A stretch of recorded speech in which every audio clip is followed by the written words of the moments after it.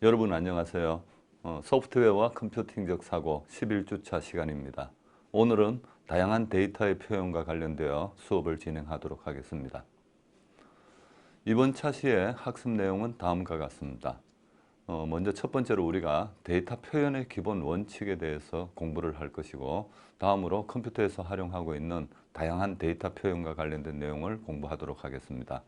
이와 관련해서 텍스트 데이터를 컴퓨터상에서 표현해 주는 방법, 그리고 사운드 데이터를 표현하는 방법, 이미지 데이터를 컴퓨터상에서 표현하여 우리가 원하는 목적을 달성할 수 있도록 처리해 주는 과정들에 대해서 수업을 진행하도록 하겠습니다.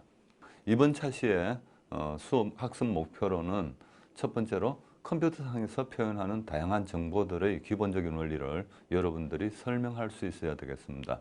그리고 텍스트 데이터를 표현하는 원리에 대해서 여러분들이 이해하고 설명하여야 되며, 사운드 데이터의 표현, 그리고 이미지 데이터의 표현과 관련된 원리를 설명할 수가 있어야 되겠습니다. 먼저 우리가 데이터 표현의 기본 원칙에 대해서 알아보도록 하겠습니다.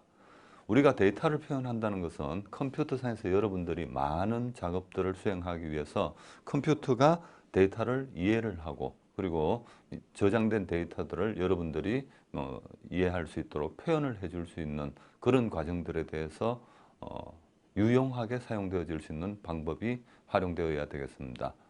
그래서 첫 번째로 우리가 데이터를 표현하기 위해서는 컴퓨터상에서 데이터를 저장, 가공하며, 그리고 컴퓨터에서 이해를 할 수 있도록 해주는 기본적인 형태로 변환을 하여야 되겠다는 것입니다. 그리고 두 번째로 컴퓨터의 기본적인 사용 언어를 활용해서 우리가 데이터를 표현을 해야 되겠다는 거죠. 예를 들면은 컴퓨터 내부에서는 이진 체계의 숫자들이 사용되고 있기 때문에 우리가 표현하려고 하는 모든 데이터들은 이진수를 활용하여 표현을 할 수 있도록 해야 되겠습니다. 그리고 컴퓨터의 저장 공간을 최소화해 줄 수 있는 형태로 데이터를 표현해야 되겠습니다. 동일한 데이터와 동일한 품질을 가지는 어떤 데이터들을 우리가 컴퓨터상에 저장을 해 나갈 때에 최소화된 공간을 활용을 하는 것이 여러 가지 측면에서 유리할 수가 있기 때문에 우리는 저장 공간을 최소화해 줄 수 있는 그런 형태의 데이터 변환에 대해서 공부를 해 나가도록 하겠습니다. 마지막으로 텍스트, 사운드, 이미지 등 다양한 데이터의 표현이 가능한 방법을 활용하여야 되겠습니다. 우리가 어떤 특정 데이터들을 표현을 해나갈 때에 텍스트 데이터에는 유용하지만 사운드 데이터를 표현하는 데 있어서는 불합리하다는 이러한 방법들이 있을 수도 있겠습니다. 그렇지만 우리가 표현해야 되는 것은 다양한 형태의 멀티미디어 데이터들을 표현을 해줘야 되기 때문에 이 모든 분야에서 유용하게 활용할 수 있는 그러한 기본 원칙에 따라서 표현을 해줘야 되겠습니다. 자, 그러면 이제 우리가 데이터 표현을 위한 전제 조건에 대해서 알아보도록 하겠습니다. 데이터 표현의 전제 조건, 우리가 표현하고자 하는 데이터의 특성을 명확하게 표시할 수가 있어야 되겠습니다. 예를 들면 우리가 텍스트 데이터를 표현을 하겠다라고 한다면 표현하고자 하는 텍스트가 명확하게 의사 전달이 가능해야 되겠고, 사운드 데이터를 표현하겠다라고 한다면 저장된 사운드 데이터가 여러분들에게 다시 출력되어졌을 때에 여러분들이 명확하게 이해할 수 있어야 되겠습니다. 마찬가지로 이미지와 관련된 데이터도 우리가 저장 후 출력을 했을 때에 명확하게 표현하고 저장이 될 수 있어야 되겠습니다. 다음은 저장된 데이터가 실생활에 존재하는 특성을 질적으로 충분하게 표현할 수가 있어야 되겠습니다. 예를 들면은 여러분들의 목소리를 컴퓨터상에서 저장을 하고 가공을 하겠다라고 했을 때에 여러분들의 목소리가 들리기는 들리는데 이게 품질이 낮은 형태의 목소리로 출력이 되어질 수도 있을 것입니다. 이러한 경우에는 우리가 데이터 표현을 위해서 충분한 어떤 방법을 제공했다고 볼 수가 없을 것입니다.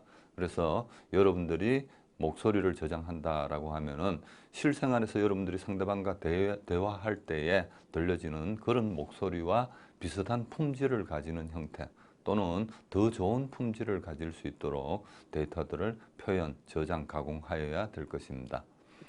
실생활에 존재하는 데이터의 특성과 표현되는 데이터의 특성이 상이할 시 변환 방법이 존재해야 되겠습니다. 예를 들면 텍스트 데이터의 경우 우리가 아스키 코드를 활용하여 바로 디지털 형태로 저장을 할 수가 있겠지만은 일상생활에서 많이 볼 수 있는 영상 데이터, 음성 데이터 이러한 종류의 데이터들은 아날로그 형태의 데이터가 되겠습니다. 그런데 우리가 여러분들께서 잘 알고 계시다시피 컴퓨터상에 존재하는 모든 데이터들은 디지털 형태의 데이터가 되겠습니다. 그래서 실생활에 만약에 존재하는 아날로그 형태의 데이터를 여러분들이 컴퓨터상에서 저장을 하고자 한다면 이것을 아날로그 데이터를 디지털 데이터 형태로 변환하는 과정을 거쳐야 될 것입니다. 이러한 과정을 우리는 AD 변환 과정이라고 하고 있고, 그리고 컴퓨터상에 저장된 데이터를 출력을 할 때에는 AD 변환된 데이터들은 당연히 디지털 형태가 아날로그 형태로 변환되는 DA 변환 형태를 거쳐야 될 것입니다.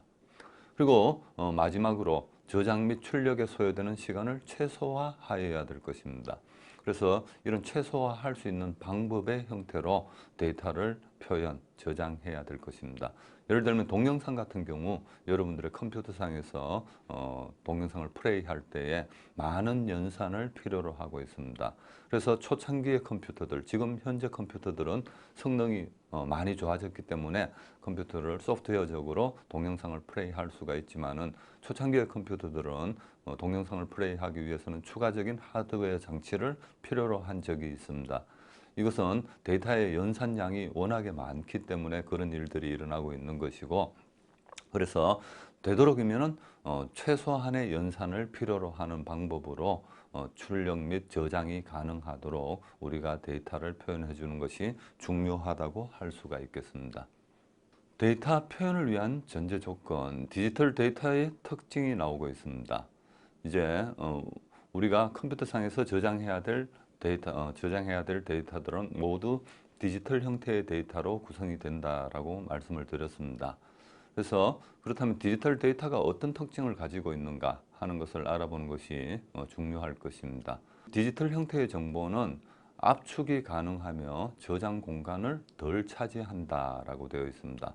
물론 어떤 데이터의 표현 형식에 따라서 아날로그 형태의 데이터보다 더 많은 저장 공간을 필요로 할 수가 있겠지만은 조금 전에 우리가 말씀드린 것과 같이 데이터 저장 표현을 할 때에 되도록이면은 저장 공간을 덜 차지할 수 있는 방법을 활용하기 때문에 디지털 형태로 표현을 할 때에는 저장 공간이 덜 차지한다라고 볼 수가 있겠습니다.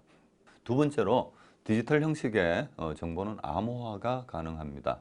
우리가 물론 아날로그 형태의 데이터에서도 암호화 및 복호화를 수행할 수도 있을 것입니다. 그렇지만 그게 쉬운 일이 아니지만 디지털 형태의 데이터에서는 간단한 연산만으로도 우리가 저장된 데이터의 암호화가 가능할 수가 있습니다. 그래서 이런 개인정보 보호 등의 유리한 형태의 데이터가 디지털 형식의 데이터라고 말할 수가 있겠습니다. 또 디지털 형식의 정보는 컴퓨터를 활용하여 수정 및 편집이 용이합니다. 아날로그 형태의 데이터들은 어떤 수정 및 편집을 하기 위해서는 많은 과정들을 거쳐야 되지만은 어차피 최종적으로는 디지털 형식으로 변환되어져서 수정을 하는 것이 가장 편리하다고 할 수가 있을 것입니다. 그리고 디지털 형식의 정보는 시간의 흐름에 따라 품질 저하가 없다라고 말씀할 수가 있겠습니다. 물론 저장하는 매체에 따라서는 품질의 저하가 있을 수도 있습니다. 그렇지만 적정한 매체에 저장을 한 후 적정한 관리를 해 나가게 된다면은 디지털 형식의 정보는 시간 흐름에 따른 열화 현상이 존재하지 않는다라고 볼 수가 있겠습니다. 디지털 형식의 정보는 동일한 패턴을 찾아 압축이 가능하다라고 되어 있습니다. 조금 전에 우리가 말씀드린 멀티미디어 데이터들을 저장하기 위해서는 많은 공간의 저장 공간들을 필요로 하고 있는데 이러한 문제점을 해결해 나가기 위해서 디지털 형식의 정보를 처리하는 분야에서는 압축과 관련된 연구가 많이 진행되고 있습니다. 이러한 연구 결과로 다양한 형태의 압축 방법들이 나타나게 되고 이런 압축 방법들을 활용할 시에는 데이터의 양을 감소시켜 줄 수가 있겠습니다. 이러한 기본 원리, 압축의 기본 원리는 동일한 패턴을 찾아서 압축을 해나가는 방식이며 이 방법은 조금 있다가 여러분들에게 다시 한번 설명을 해주도록 하겠습니다. 자, 우리가 컴퓨터상에서 다양한 데이터들을 표현하고 사용을 해나가게 될 것인데 이러한 다양한 데이터들을 표현할 때의 문제점들에 대해서 알아보도록 하겠습니다. 데이터 표현 시 발생할 수 있는 문제점으로는 첫 번째, 멀티미디어 데이터 저장을 위해서는 방대한 데이터 저장 공간을 필요로 한다라는 것입니다. 여러분들이 많은 교재, 어느 교재에서나 디지털 멀티미디어 관련된 교재들을 보게 되면은 데이터의 저장 공간과 관련된 내용들이 나오고 있습니다. 예를 들면은 백과사전을 한 권 저장하는 데이터 공간과 여러분들의 음성을 1분 동안 저장하는 데이터의 공간들을 비교하는 이런 내용들을 여러분들이 자주 보게 될 것입니다. 텍스트 데이터에 비해서 오디오 데이터, 비디오 데이터의 경우 기하급수적으로 데이터의 저장 공간이 늘어나게 되는데 이러한 문제점들이 발생할 수가 있다는 것이고 이런 문제점들의 발생에 따라서 압축과 관련된 기술들이 개발되어지고 있다고 말씀드리겠습니다. 다음으로 데이터의 저장 및 출력을 위해서는 고속의 연산 장치가 필요하다라는 말씀을 드렸고 물론 현대에 여러분들이 사용하고 계시는 컴퓨터의 경우에는 이러한 연산량 정도는 충분히 커버할 수 있는 그런 성능을 가진 컴퓨터라고 말씀드릴 수가 있겠습니다. 예전에 초창기 때 사용하던 컴퓨터의 경우에는 연산 장치의 성능이 미약해서 이런 멀티미디어 데이터를 표현하기에는 충분하지 못한 경우가 존재했었습니다. 이러한 문제를 해결하기 위해서 적정 수준의 품질에 만족하거나 데이터 압축 기법 등을 활용해야 된다라는 말이 나와 있는데 이것은 무엇이냐 하면은 여러분들이 아날로그 데이터를 디지털 데이터로 변환을 해서 저장을 할 때에 여러분들이 희망하는 품질이 높아지면 높아질수록 데이터의 저장 공간을 많이 필요로 하게 된다라는 것입니다. 예를 들어서 여러분들이 많이 듣고 계시는 MP3 로 된 음악 파일의 경우 이 품질에 따라서 데이터량의 변화가 달라지는 걸 여러분들이 본 적이 있을 것입니다.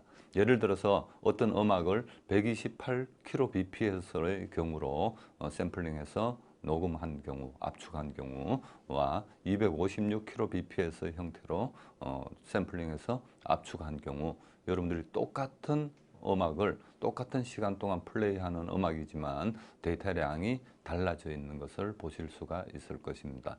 그래서 여러분들이 어느 정도 수준에서 여러분들의 응용 분야, 여러분들이 활용하고자 하는 응용 분야에서 충분한 수준만 되면은 무조건적으로 고품질을 요구하지 않을 경우에 적정한 데이터 사용, 저장 공간들을 사용해서 저장을 해나갈 수가 있을 것입니다.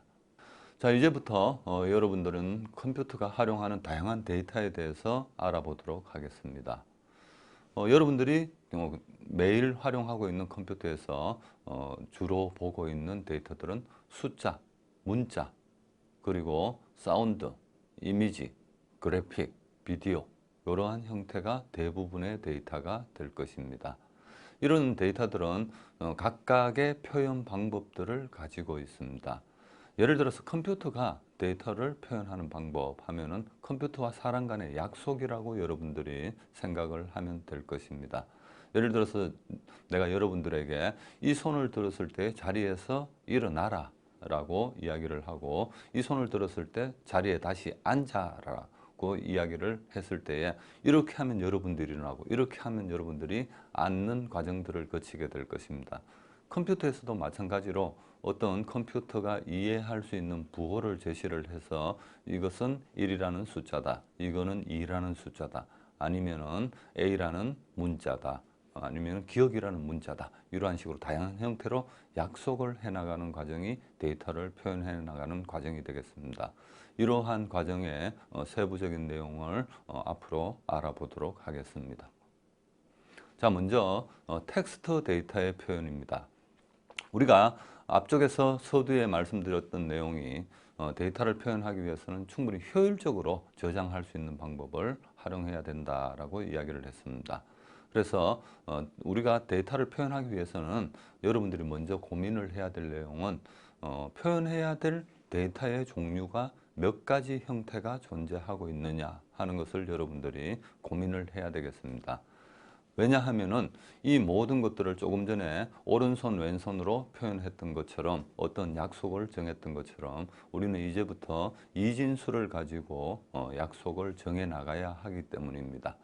예를 들어서 여러분들이 두 가지 형태의 데이터를 저장을 해야 되겠다라고 한다면 어떤 특정한 한 가지 데이터는 0이라는 숫자를 할당할 수가 있을 거고, 그리고 또 다른 한 가지 데이터는 1이라는 숫자를 할당을 해서 0, 1을 나열함으로써 첫 번째 데이터와 두 번째 데이터가 어떤 식으로 표현되는지를 알 수가 있을 것입니다. 예를 들면은 000011이라고 여러분들이 표현을 하게 되면은 첫 번째 데이터가 4번 연달아 나타난 후 두 번째 데이터가 2번 연달아 나타나는 형태가 되겠습니다. 요거는 두 가지 형태를 표현할 때, 하나의 데이터를 표현할 때에 한 비트의 0과 1을 사용해서 표현할 수가 있었습니다. 그런데 이제 여러분들이 표현해야 될 데이터가 만약에 버스, 여러분들이 중고등학교 때 수학여행을 갈 때에 관광버스들이 줄지어 나가는 것을 본 적이 있을 것입니다.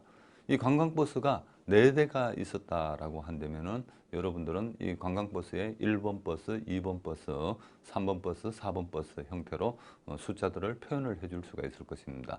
그렇다면은 요 4가지 형태의 숫자를 우리가 이진수로 표현하기 위해서는 0과 1만으로는 부족하게 되고, 따라서 각 버스마다 2비트를 할당을 해서 첫 번째 버스는 00, 두 번째 버스는 01, 세 번째 버스는 10, 네 번째 버스는 11, 이러한 형태로 표시를 해줄 수가 있을 것입니다. 이 과정에서 여러분들이 이미 느끼셨겠지만은 표현해야 될 데이터의 개수에 따라서 그 표현하는 데 필요한 비트 수, 데이터의 저장 공간이 달라진다라는 걸 느끼셨을 겁니다. 그래서 우리가 만약에 표현해야 될 데이터의 종류가 16가지다라고 한다면은 여러분들은 4비트를 활용해서 0000부터 1111까지 할당을 하게 되면은 종류들을 표시를 해 나갈 수가 있을 것이고, 256가지의 버스를 여러분들이 표시를 하겠다라고 한다면은 각 버스마다 8비트를 할당하여 00000000부터 1111, 1111까지 8비트로 표시를 해주면은 256가지의 데이터를 표시를 해 나갈 수가 있을 것입니다. 물론 우리가 256가지의 데이터를 표시를 해 나가지만은 각 버스에다가 여러분들이 16비트를 할당해서 활용을 해 나갈 수도 있을 것입니다. 16비트를 할당해서 앞쪽 8비트는 0000으로 채우고 나머지 비트를 가지고 각 버스들을 256대의 버스들을 표시를 해 나갈 수도 있겠지만은, 이렇게 한다면 저장 공간을 필요 이상으로 많이 소요하게 되는 결과가 나타나게 될 것입니다. 그래서 앞쪽에서 우리가 데이터를 표현하는 기본적인 원칙으로는 합리적으로 최소의 저장 공간을 필요로 하는 방법들을 모색해서 활용해야 된다라고 했기 때문에 앞으로는 여러분들이 표현해야 될 데이터의 개수에 따라서 2의 n성이라는 숫자를 기억을 하면 되겠습니다. 예를 들어서 16가지의 데이터를 표현하겠다라고 한다면 2의 4성, 256가지의 데이터를 표현하겠다라고 한다면 2의 8성, 65,536가지의 데이터를 표현하겠다라고 한다면 2의 16선 형태로 여러분들이 기억을 할 수가 있을 것이고, 각각의 데이터들은 4성, 8성, 16성이니까 4비트, 8비트, 16비트 형태의 데이터 저장 공간을 필요로 하게 되겠습니다. 그러면 이제부터 텍스트 데이터를 표현하는 데 있어서 여러분들이 대표적으로 알고 있는 아스키 코드에 대해서 이해를 해 보도록 하겠습니다. 아스키 코드라고 하는 것은 지금 이야기한 것처럼 하나의 약속입니다. 약속인데 영어 알파벳을 나타내기 위한 약속을 아스키 코드라고 하는 형태로 표시를 해 두었습니다. 여러분들이 생각을 하기에 영어의 알파벳 숫자는 A에서부터 Z까지, 그리고 소문자 A에서부터 Z까지 해서 몇 가지가 되지 않을 것입니다. 그렇지만 여기에 우리가 컴퓨터상에서 키보드에서 또 표시를 해야 될 내용들은 더하기, 빼기, 곱하기, 나누기, 콜론, 세미콜론 아니면 다양한 형태의 기호들 이러한 것들을 다 표시를 해줘야 되기 때문에 이 숫자들을 활용을 전체 여러분들이 계산을 해보게 되면은 기본적인 표시를 해야 될 항목들은 128개보다 적은 형태가 되겠습니다. 그래서 128이라는 숫자를 보게 되면은 여러분들이 128을 보게 되면 2, 4, 8, 16, 32, 64, 128 해서 7비트 형태가 되면은 128개의 다양한 데이터들을 표현을 해줄 수가 있을 것인데 추후 확장될 내용들을 고려를 하게 되면은 128가지만 우리가 표시를 하게 되면은 조금 향후에 어려운 문제가 생길 수 있겠다 생각을 해서 한 비트를 추가로 할당하여 8비트를 활용해서 아스키 코드를 표현해 주고 있습니다. 즉 아스키 코드로 표현할 수 있는 데이터의 종류는 256개까지가 가능하다고 여러분들이 알 수가 있겠습니다. 지금 보시는 화면에서는 아스키 코드의 일부를 나타내 주고 있습니다. 예를 들어서 대문자 A를 나타내기 위해서 우리가 0과 1을 반복적으로 나타내 주는 방법들, 대문자 B를 나타내기 위해서 0과 1을 반복적으로 나타내 주는 방법 해서 쭉 나열이 되어져 있습니다. 이 의미는 무엇이냐? 여러분들이 키보드 상에서 대문자 A를 눌러주게 되면 입력하게 되면은 컴퓨터상으로 전달되는 값들은 A라는 글자가 전달되는 것이 아니고 여기 나와 있는 것처럼 0과 1의 조합을 통한 숫자들이 8비트가 전달되어진다라고 여러분들이 이해를 하시면 되겠습니다. 마찬가지로 한글의 경우에도 마찬가지가 되겠습니다. 다만 한글의 경우에는 아스키 코드처럼 128개, 256개 형태의 데이터만으로는 표현하기가 부족합니다. 우리가 표현해야 될 데이터가 초성, 중성, 종성 해서 각각 기역에서 시역까지 그리고 모음들, 복모음들, 쌍자음들 해서 다양한 형태의 조합이 가능하기 때문에 8비트 형태로는 불가능하다는 것을 여러분들이 이해할 수가 있을 것입니다. 그래서 일반적으로 한글을 나타내는 데 있어서는 2바이트, 16비트 형태의 데이터들을 사용하고 있고 16비트의 데이터를 사용한다는 의미는 65,536가지 종류의 데이터들을 우리가 표시해 나갈 수 있다는 의미로 여러분들이 이해를 하시면 되겠습니다. 자, 텍스트 데이터 표현에서 지금 우리가 아스키 코드와 관련된 이야기를 진행하고 있습니다. 조금 전에 말씀드린 것처럼 문자 A를 나타낼 때 우리가 활용하는 8비트의 0과 1, 문자 B를 나타낼 때 그리고 C를 나타낼 때 나타내는 방법들, 이러한 방법들이 쭉 나열되고 있습니다. 이런 숫자들을 우리가 10진수 형태로 나타내 주게 되면 65, 66, 67 이러한 식으로 인접한 숫자들이 각각 할당되어져 있다는 것을 여러분들이 이해할 수가 있겠습니다. 이러한 아스키 코드 A 값은 이진수로 무엇이냐 이런 것들을 여러분들이 외우실 필요는 없습니다. 향후 여러분들이 어떤 연산 처리들을 하기 위해서 필요로 한다면 이런 아스키 코드 테이블을 여러분들이 펼쳐놓고 거기에 맞춰서 작업을 해나가면 되기 때문에 이러한 내용들의 원리를 이해하는 것으로 충분하다고 할 수가 있겠습니다. 다음으로 아스키 코드가 어떻게 전달되는지 그림으로 나타내고 있습니다. 조금 전에 여러분들에게 말씀드린 것처럼 사용자가 키보드로 특정 문자들을 입력하게 되면 그 문자는 직접 컴퓨터로 전달되는 것이 아니고 0과 1의 조합으로 패턴이 변환되어서 컴퓨터에 전송이 되겠습니다. 그림에 나타나는 것은 A라는 글자를 여러분들이 입력하게 되면은 0100, 0001이라는 숫자가 이진 패턴이 컴퓨터로 전달된다는 이러한 내용이 보여지고 있습니다. 마찬가지로 여러분들이 아스키 코드를 이용을 해서 캡이라는 단어를 입력을 할 때 컴퓨터 메모리로 전송되는 과정은 다음과 같은 숫자들이 각각 C, A, B의 아스키 코드 값들이 연달아서 전송이 되어지게 되겠습니다.